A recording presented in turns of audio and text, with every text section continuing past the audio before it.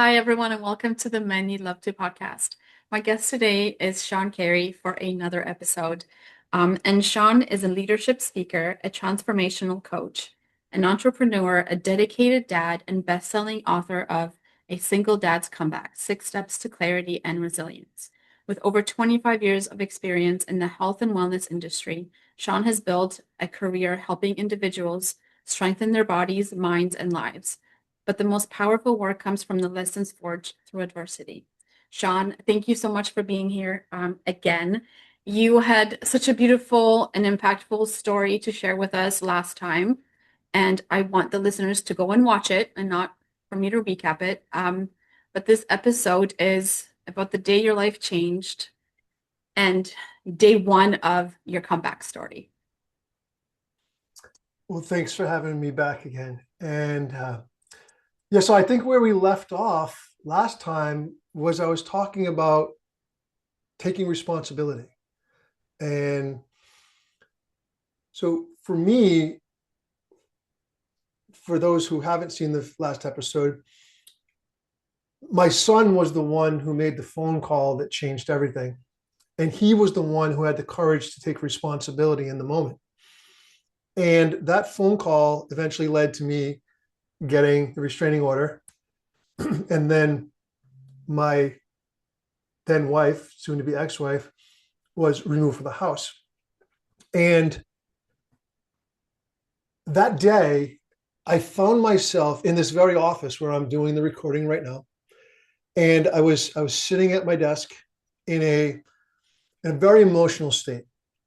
And I stopped and just I was mentally, emotionally, physically exhausted. You know, and I was in some ways relieved, but in other ways terrified, because what's going to happen next? I just created a situation where our entire family, our entire life is going to change. It's changing. I've now become a single father. My kids don't have their mom in the house anymore. Where do we go from here? And I sat down and three questions came to my mind. The first question was, where am I? How did I get here? But then the most important question was, where do I go from here? And I made it all about me, because I could have said we, but I'm the one who had to take responsibility. It was my responsibility to determine where my family was going to go next. And that being my son and my daughter. My ex-wife, she had to figure out, or my wife at the time had to figure out for herself at that point, because she was out of the house. But I'm sitting in my home office and I look up onto the bookshelf that I have up here to the left, and there's a book. It's Awaken the Giant Within by Tony Robbins. Now, this is December 28th, 2015. It's a Monday. I go there, I grab the book off the bookshelf, and I open the book up, and there's a bookmarker, and it's a Walden's Books coupon. Now, for those of you who are young and watching this show right now, like, Walden's Books doesn't even exist anymore. Okay, it's gone, right? It was the Barnes and Noble of its day, right? Right. And that coupon expired October of 2010. Now we're talking 2015 when I pull this thing off the shelf. So 5 years earlier, I bought this book because things in my life weren't going the way that they should have. And I never finished reading it. So believe it or not, I started my comeback journey making a commitment to reading all 538 pages of that book. And it was my beginning of my journey. Now, I also knew that I hadn't been taking care of myself physically. So I was once a pillar of health. I was a trainer in the health and fitness industry. I trained professional athletes. I trained rock stars. I took care of myself. I was in great shape. But there was an 18-month period leading up until the day that I got the restraining order that I hadn't exercised at all. I went from 195 pounds to 230 pounds. My blood pressure went from normal to high blood pressure. Eating right was totally off the charts. I was just scrapping through. And my rest and recovery was was not even there. I mean, I was a fraction of the man that I once was. But I decided that I was going to start with one thing. I was going to read that book, and then I was going to start with a 30-minute walk. And that 30-minute walk, I committed to doing 30 days. So I said, I'm going to walk every day for 30 minutes. Now, it sounds like, well, you were a fitness professional and you're going to do a 30-minute walk. Yes. 15 minutes in one direction and 15 minutes back, right? No brainer. I started doing that, and I gradually worked my way up to starting to do some calisthenics along the way. So I started feeling good physically because I knew that was my go-to, because that was always my go-to, is physical. And then right around that time, a woman that used to work with my wife, she was actually the owner of the salon that my wife worked at, had been praying for her. She was a Christian, and she had been praying for my family and us, and she knew what was going on. She could see it, because we were at that point now where, everybody knew. It was no longer a secret. And she gave me a business card of a pastor that she knew. His name was Luciano Cazzi, and he was an Italian guy, deep Italian accent. She gave me his card. She said, he's a biblical counselor. He's my friend. He may be somebody that you might want to talk with. And she just gave me the card. Now, I took the card and I was like, yeah, right. I'm in no place right now to go to biblical counseling especially with a man I don't know. Okay. Because I mean, I'm a fraction of the man I was, but I'm still the man. And I'm going to do this myself. I can do this myself. So I take the card and I stick it in my console in my truck. I go through 2016. 2016 is still a bit of a shit show, because we're starting to go through the divorce, and the divorce takes 14 months, because trying to go through a divorce with somebody who's not rational. My whole fight was about getting the kids. I didn't care about anything else. I needed some money, but I needed the kids, and that was the key. So we end up going through that whole process, and it's now just about halfway through the year, and I drive up to the drive-up mailbox at my local post office, and I pull out some letters, and the card falls on the front seat of my truck. I look at the card, and I'm like, Grace Family Church, Luciano Cazzi. Oh yeah, that's the thing Di gave me. So I stick it on the seat. I mail my letters, and I come around the post office parking lot, come to the stop sign. I look this way. I look this way, and whoa, directly in front of me is the awning for Grace Family Church. Now, you got to understand, I've been by this place 100 times. I never saw it there. So I have a decision to make. Do I stop, or do I keep driving? I look up, I'm like, are you trying to tell me something? So I come up, I pull in front. Now I'm getting a little anxious, a little stressed out. Am I going to walk into this place? Like I know I need help, right? But I'm a man. I don't need help from this guy. Like, I can do this myself, right? I'll just listen to podcasts and read a couple of books and, do my 30-minute walk, and I'll be fine, right? Because I'm a man. And I get out of my truck. I walk up to the door. I go to pull a handle. It's locked. I'm like, ha. Gotcha. Well, 2 seconds later, man walks out of the office. He walks up to the door, he unlocks the door, he looks at me and says, hi. I said, hello. I said, are you Pastor Cazzi? Yeah. I said, I'm Sean Carey. I got your card from, and he said her name, Diana. And he's like, oh, come on in. So I sit down and I chat with him a little bit, and we have a really nice conversation, and he offers me some biblical counseling, right? Well, of course, he's a pastor. And so I said, okay, I'll go with it. So I end up signing up. I go for every week for an entire year. Now, the funny part is this: the first time we go, I show up, I'm ready to go, and I'm like piss and vinegar, man. I'm going to tell him all about her and how she destroyed the family and all the things that go along with it. So I sit down and I basically projectile vomit all over him. Like, she did this and that and this and that. And so probably he lets me go for maybe 7 minutes. I'm guessing maybe it was less, maybe it was more, who knows? And just about when you're ready to stop me very soon. And so he goes, okay, are you done? And I said, uh, yeah, I guess so. He goes, good. From now on, it's no longer about what her or what she did. It's about what you focus on. And I was like, oh shit, this guy's right. He's real business. And I will tell you from that moment forward, that word focus came up so many times. And I think for the men that are listening right now, the question is this: what are you focusing on? Are you focusing on all the things that you can't control, all the things that happened to you, all the people that did you wrong? You know, I mean, some of the guys out there, I see some of these men's group, you know, they've been alienated. Like, I get it, man. You know, like that's hard knocks. But what are you going to take responsibility for? So that was the first step, was taking responsibility. So I said, I'm going to stop building myself up. And so I stopped building myself up with intentional habits. So I coach to this thing called the unselfishly selfish methodology.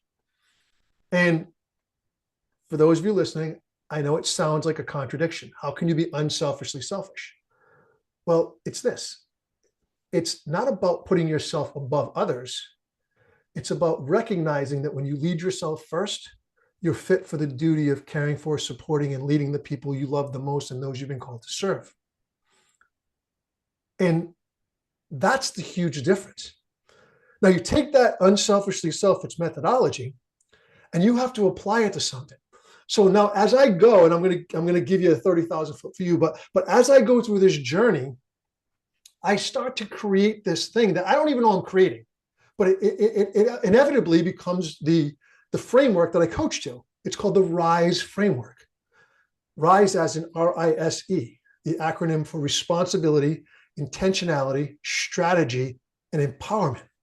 But the first thing I had to do was take responsibility. All right. So it was no longer about blaming. It was no, and the hardest part is looking yourself in the mirror and actually saying to yourself, you know what, there's some things that I need to work on. Yes, I was married to an alcoholic. Yes, there were things that happened. However, I made the choice to stay in that marriage that long. Okay. I made the choices that I made along the way, right? Regardless of where you are, you always made a choice to get there. Either you stayed or you chose to leave. So that whole process starts to go. I get myself in much better shape. So I'm taking care of myself physically. I'm taking care of myself. I'm doing podcasts and I'm reading books, and I don't even realize, but I'm slowly starting to become a different man. And when I think back to where I was in that moment when I'm sitting there asking myself, where am I? You know, how did I get here, and where do I go from here? I felt like I was never going to get out of this. So there's somebody listening right now that's in that same position. I called it a room with no doors. I felt like I was no way to get out. It was almost like, where am I going to get out of this thing? And it wasn't until I started taking responsibility for things I could control that my life started to change. Now, here's the great thing, is that not only was I doing this for myself, but I was also doing this for my kids. Because before, I was always trying to protect them. So I thought that everything I did for them was for them.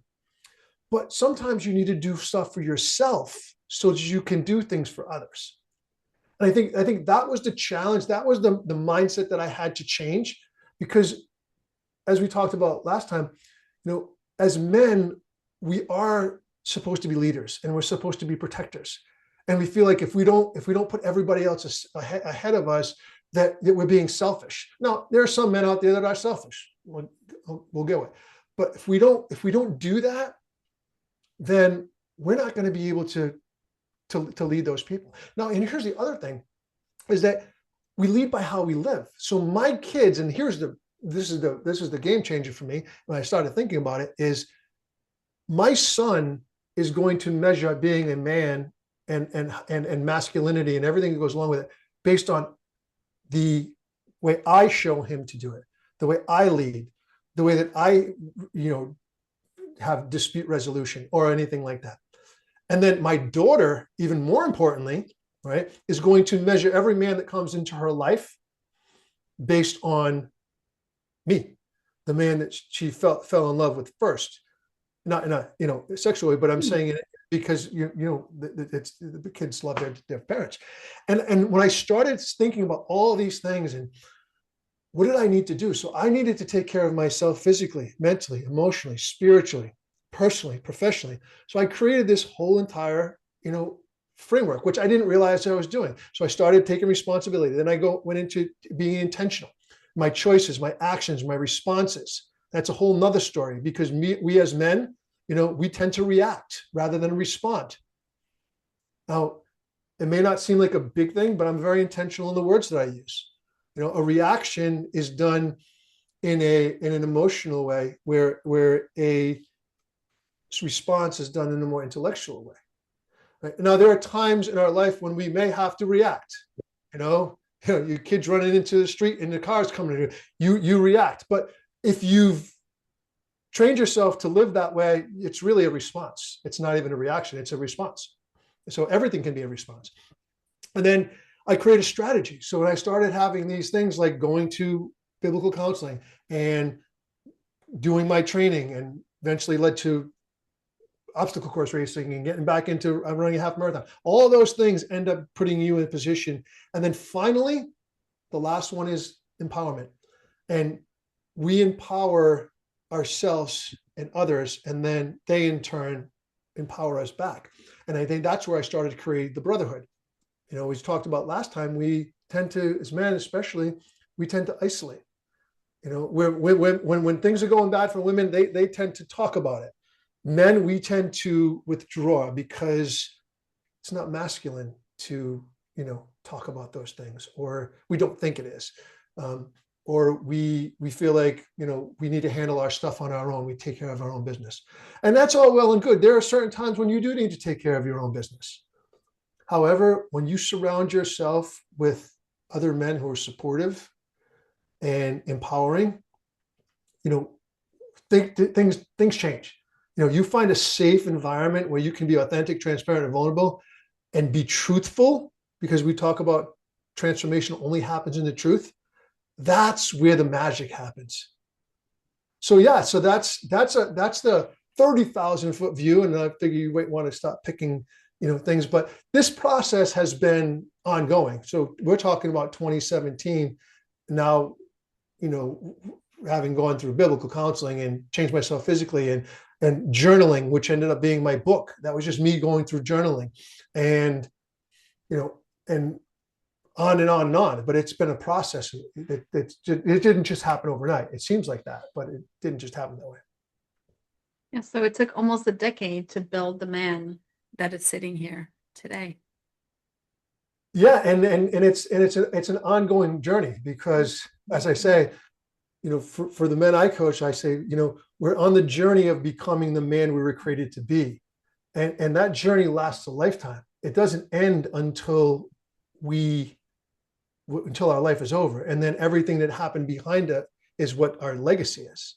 And I actually do a visual exercise with my coaching group and in my keynote, and I ask the men of the room to imagine they're at their funeral, and in their funeral they think about where it's being held and the weather and all those things. So I get them thinking that, and then I say, imagine your eulogy, but it can only be one line.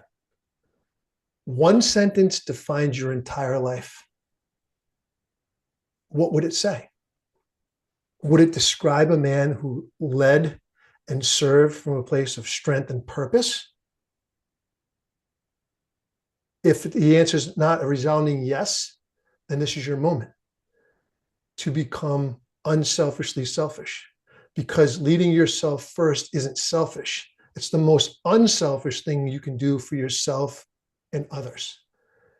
And I have them go through that whole process. And then I actually have them write out what their one line is. So it's a process. Everyone doesn't do it. I don't do it in 30 seconds, but I take them through this process, and it's amazing afterwards what comes out. Guys start thinking like, man, you know what? I never thought of it that way. I never thought of my legacy, you know, being really what's being said at my funeral. And if you could write it in advance, would you change the way you're living?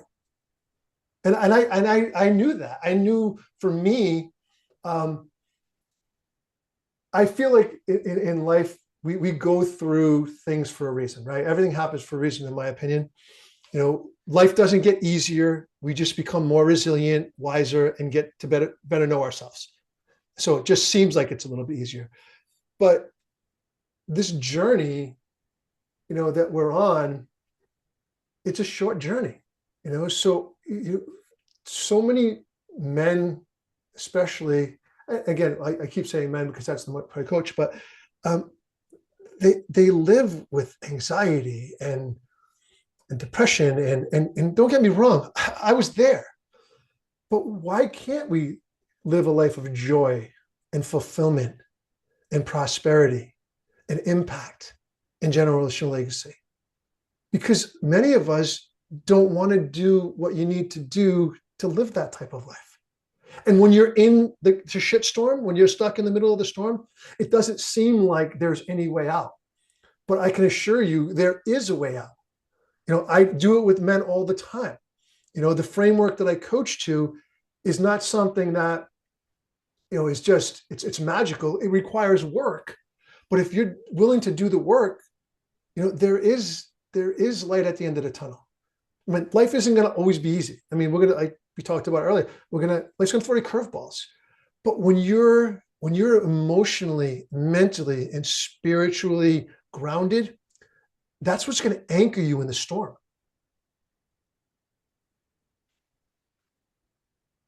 I hope men are really listening to you because every word out of your mouth is just pure lived wisdom. And that exercise that you talk about with what would be said at your funeral, I've done the same thing with my men, and it's always like a life-changing session, I find. And for anyone that's listening to this, ask yourself that question and then ask yourself if the way you are living is aligned with people saying that, like if you're on track with people saying that at your funeral. And I'm wondering if you want to share your sentence with us. Do you remember it? So, I mean, just you cutting me off guard here, but it was more of he was a kingdom-minded man of integrity that lived by how he led and and used his experiences to serve those he loved, led, and to lead those he loved, led, and served. So it's all about my whole idea. It had nothing to do with money, or it was about leaving a legacy of what I hope is integrity and of leadership and of wisdom for my kids and for the people that I'm come in contact with. And I think there was a key question in my life, and I don't remember where it came from, but I do remember the question. It was what if everyone and everything you lead is a direct reflection of how well you lead yourself? And somewhere I read it somewhere in because after I started my comeback, I did a lot of reading. I would tell you, like, up until 35 years old, I never read a book cover to cover. I made it through college, high school, just skimming things. I wasn't into reading, but then, especially during like the last 10 years, I've read over 400 books. And when I read the books, I read with a highlighter. I don't do like audiobooks because I actually want to actually sit there and get the details. You're old school, Sean. Yeah, it's old school. Yeah, What we call it. Yeah.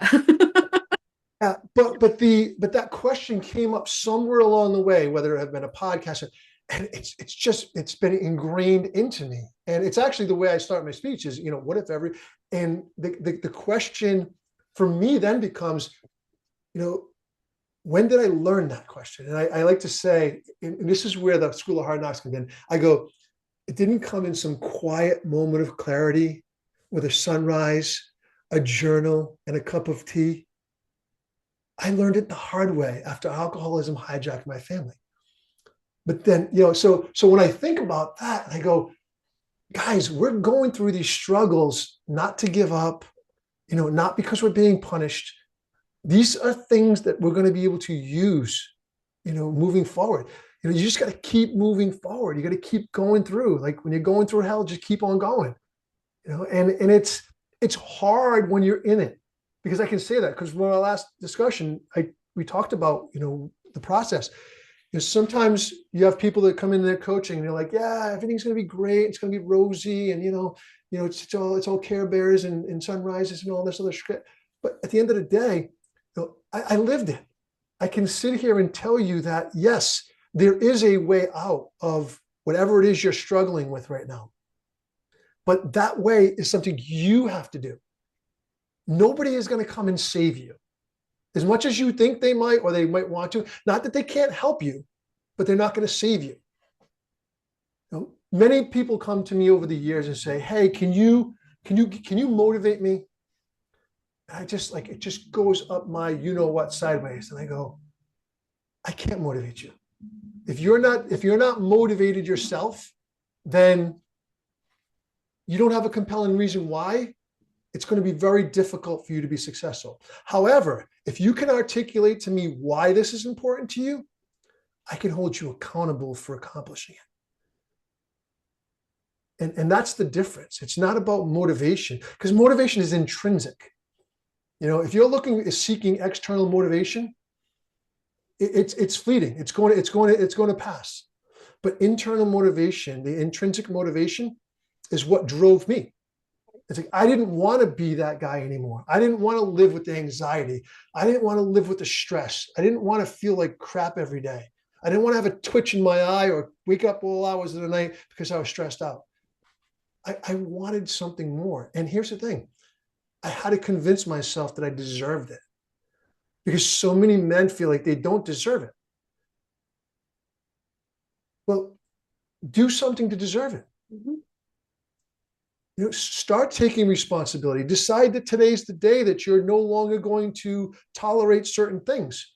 And we talked about alcohol last time. Like, I decided I wasn't going to drink anymore. I wasn't going to do coffee anymore. I wasn't going to do sugar anymore. Like, make the decision and stick to it.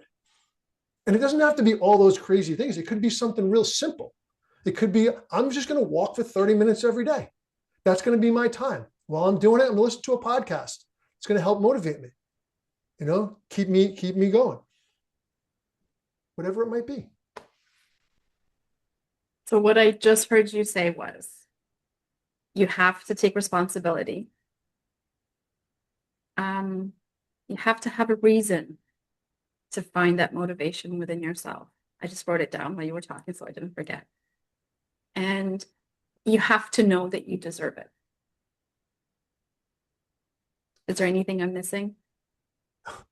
I think that pretty much summarizes it. But the last and most important thing is, you got to do the work. Right. Because a compelling reason why and feeling deserving, but waiting for things to happen. So as you know, I coach a lot of Christian men, and I hear many of these men tell me they're going to pray on this or they're going to pray on that. And believe me, I'm the first guy that prays. Right. I believe that prayer is important. It's powerful. But prayer without action doesn't give you anything. Like, things aren't just going to fall in your lap. And I think sometimes, especially when we're in a dark place, we're just looking for all these different things. It's like the person who's in debt and they're looking for a get rich quick scheme to get out of debt. No, you just, there's a painful process that you have to go through. I mean, even if somebody files for bankruptcy, I'm sure it's a painful process. Never done it, but I'm sure it's a painful process. They don't make it easy. But it's the playing the lottery doesn't it doesn't solve the problem. Lottery, going to the casino, just asking for a friend. yeah. Hoping your favorite football team, wins by more than 7 points. None of that ends up working at the end of the day. Okay. It requires work, and I think that's the part that we forget. So when you said those three things, yes, that it's important. the motivation, the compelling reason why, but at the end of the day, it's taking action. And here's the thing, it doesn't have to be anything elaborate.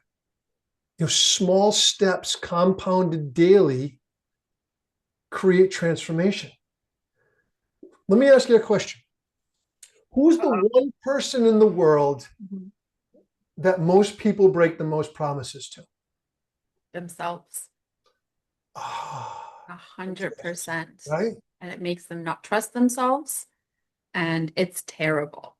So, as we know, if you just give yourself some small things to do and you start layering those small habits. So you can read the book Atomic Habits, it talks about that, but layer those small habits. Eventually, it's your mind, you get the dopamine rush and and all the things that go with feeling positive. You want to do more things. And that's why the 30-minute walk, which I called my 30 for 30 challenge, seemed minute. But 30 days led to 60. 60 led to 90. 90 led to 120. 120 led to 10 years later. And in that process, the man that started with a 30-minute walk on December 29th and was sitting here asking, where am I? How did I get here? And where do I go from here? He was a fraction of the man that's standing here today. But it took work. Like, I'm not going to sit here and say, guys, this is easy. No, it's not easy, but it's worth it. Think about your why. If you have kids, okay, don't do it for your kids, but do it so your kids can see what kind of man you really are. So you can be their mentor, so you can be their role model. It's okay to want to build your own life and have a life of joy and fulfillment and prosperity and impact and generational legacy. That's okay. You're not doing it at somebody else's expense. You're doing it with them. You're doing it for them. People talk about money like, well, you go out to make money. Money is just a tool. And that tool can do a lot of things. It can cause problems, right? It could cause gambling problems, but it also could impact other people in a positive way. It could provide experiences for your family. Same thing for your health. Eating healthy, what does it provide? It provides nutrition for your body. Exercising, what does it do? It makes your life when you're 67 years old better. We all work until we're 65, 70 years old, and then we're a fraction of the person that we once were, and we can't even enjoy all the labor we put in, the fruit of our labor. Why can't you enjoy it now? Now, I will tell you, if you had me on your podcast on December 23rd, 2015, we wouldn't be having this conversation. Because I didn't, but not only because you didn't have the podcast, but I didn't see things that way. I only saw things through the frame and the belief system that I was living in. But as I started to crack those old frames and create new frames and create new belief systems and have a framework and a process by which I lived through, well, that's when things started to change. So I took that methodology, unselfishly selfish, lead yourself first, and the RISE self-leadership framework, and then I applied it across the 4 domains of a multidimensional man. Now, some may be saying, well, 4 domains of a multidimensional man, what the hell is that? Well, it's not about being well-rounded. It's about going deeper in each one of those domains. So I talk about the physical domain. It's your training and your fueling and your recovery. Now, notice I didn't say you're working out, your diet, and your sleep, because as I said, I'm intentional with the words. Training. What kind of people train? Winners, warriors, athletes. Athletes, executives, right? People who are successful people train. Okay? Winners, yeah. Yes. All right. What type of machines use fuel? not just gas. Think about it. Think about a machine that uses fuel. I'm going I'll, to stop answering you. I'll help you. A plane, right? No, I So, was thinking big yeah, machines, right? yeah. Like So powerful and strong. race cars. So they don't they use racing fuel.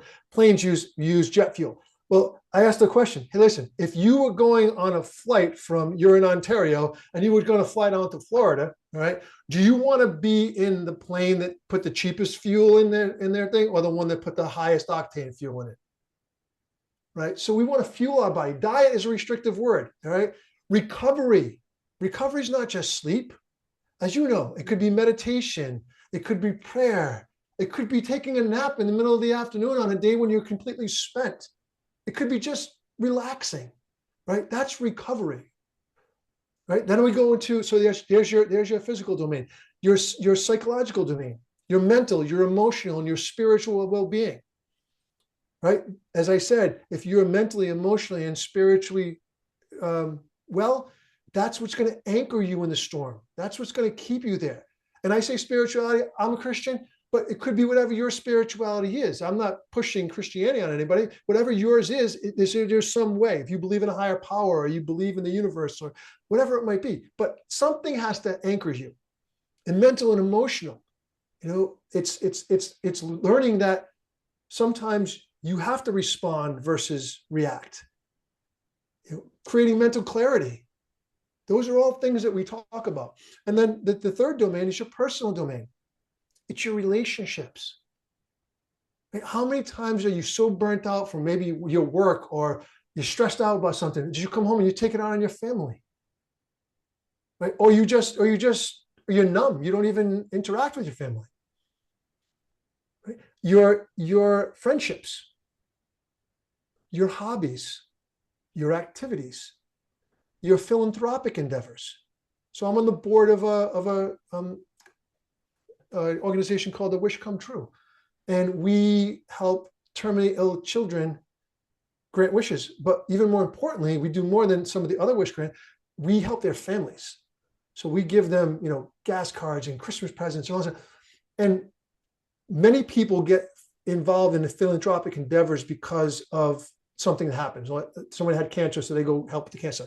So I kind of went the opposite route. I looked at it this way. I said, I went through some crazy stuff with my ex-wife, but it was my kids who were the rock through this. And I never had to worry about them being sick, or I could only imagine as a parent what it's like to go through this. So I was drawn to this organization because I didn't go through what they're going through. Right? So that's your third domain. And then your final domain is your professional domain.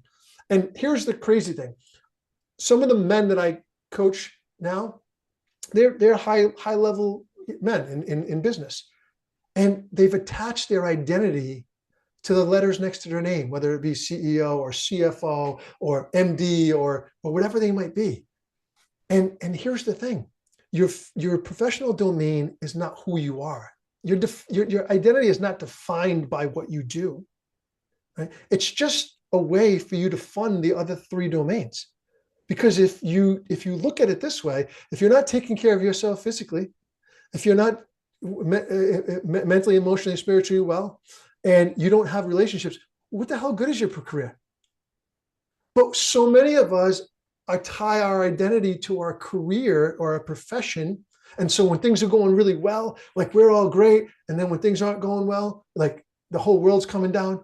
But if you have your health, and here's the other thing, you might focus on one of these domains too much. You see this happen a lot. I don't know if it's happened to you, but I'll see men that they do go through a divorce, and then they're not the healthiest looking person, and then 6 months later it's like, Johnny, what happened to you, bud? You look like you are you on steroids, or what? You've been to the gym 24 hours, 7 days a week? Correct. Yeah, because they want to prove something to somebody else. When I talk about these things, I'm not talking about that. I'm talking about creating a lifestyle that supports your physical, your psychological, your personal, and your professional. So we apply that framework. So that framework applies to everything. So you take responsibility Well, the first thing is you have to take responsibility for your health. Then you get intentional. Okay, so intentionality means your choices. So you start making better choices about your eating. You start to determine, your why, that kind of stuff. Then you take your strategy. What's your strategy? Well, for me, it started off as a 30-minute walk. Right? And then obviously you apply the empowerment part. So you start getting around other people who are taking care of themselves, people who are positive people. Start getting involved in these philanthropic organizations, or just go and volunteer somewhere, or just go out and be with your friends. And you start thinking about all these things, and you apply all this framework to each one of those domains. It's the same thing with professional. Like if you don't take responsibility, somebody go, oh, well, my job sucks. Well, you're the one who goes there every day. Like I get you have to pay for something. You have bills, especially if you're a single dad. You got to pay. However, doesn't mean you can't be working on the side to do something to better yourself. And again, when I was going through my shitstorm, if somebody said this to me, I'd be like, bullshit, But believe me, it's coming from somebody who was there. You may not see this, this at the rainbow at the end, or the pot of gold, but just give it a chance. Start with something simple in each one of those domains. Maybe it's the exercise portion. Maybe it's just eating one healthy meal, whatever it might be. Read one book. Reach out to one friend. Find a men's group to be part of where you can surround yourself with a brotherhood. But don't do it alone, and don't keep living the way you're living if you're not happy. Thank you, Sean.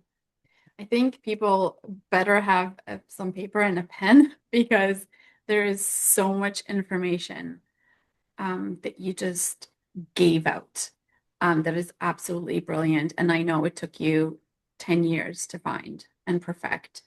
And the things I wanted you to talk about are the 4 dimensions, the rise, and the unselfishly selfish. And you managed to present it in such a beautiful way.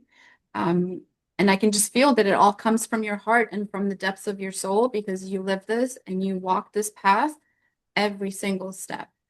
Are you going to do a TED Talk? Because you have to. Are you thinking about it?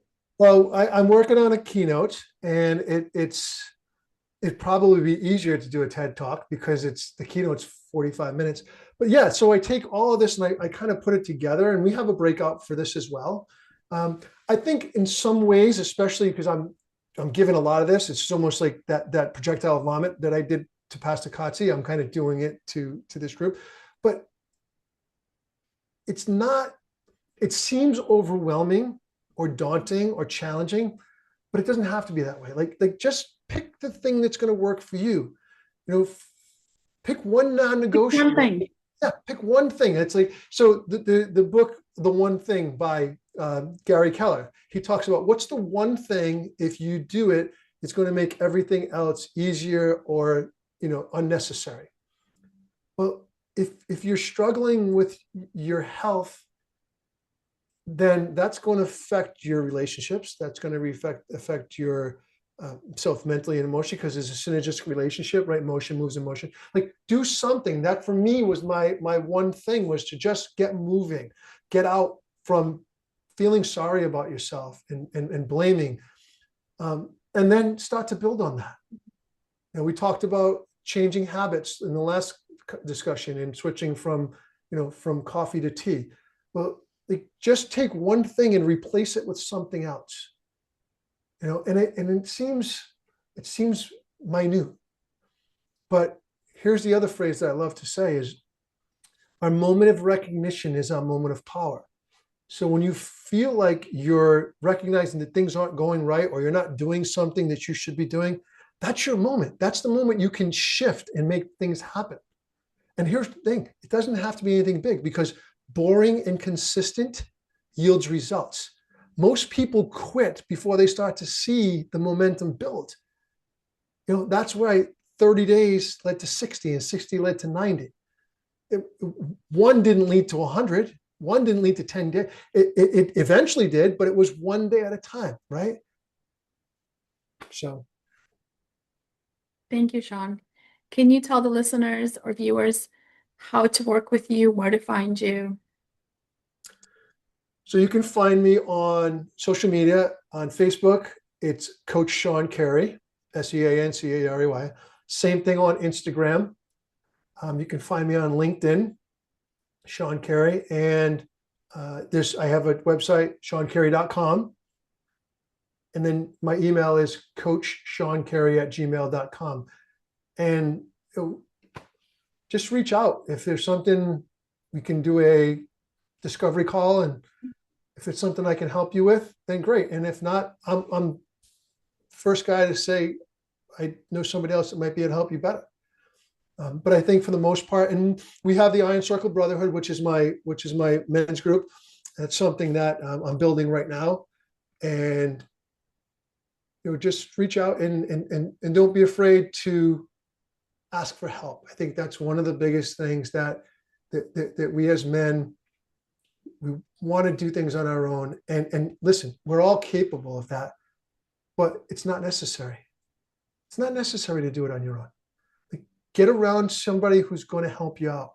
Doesn't have to be me. If it's me, great. If it's not, there are other men out there. But just make sure it's somebody who's going to be real with you. Somebody who's going to support you, but also not enable you. Thank you, Sean. That was so inspiring. I don't even know where to begin. Thank you for sharing your wisdom. I'm going to put all your contacts and your bio in the notes of the episode, so that everyone can get a hold of you. And where is your book available? It's One on last Amazon. question. Okay, It's Amazon. on I'll Amazon. post It's the called link. A Single Dad's Comeback: 6 Steps to Clarity and Resilience. And then eventually we'll have the Unselfishly Selfish Lead Yourself First. That book's in editing right now. So, Okay, well, I'm telling you right now, I'm going to be reading both of those. Okay, so well, huge I fan. do want to say I appreciate what you're doing, because to have a woman who recognizes what is going on and bringing awareness to this for men, um, it's really nice to have that, because sometimes we think that women don't get it, and vice versa, right? Right. But you're doing something that's that's helpful and remarkably courageous, especially having a woman go out there and do that. So we appreciate that. Thank you so much. That means a lot to me. Okay. I look forward to seeing you on the socials and on TV someday, I'm sure. And yeah, and maybe we'll get a chance to chat another time. Thank you. I would love to have you back. Thank you, Sean.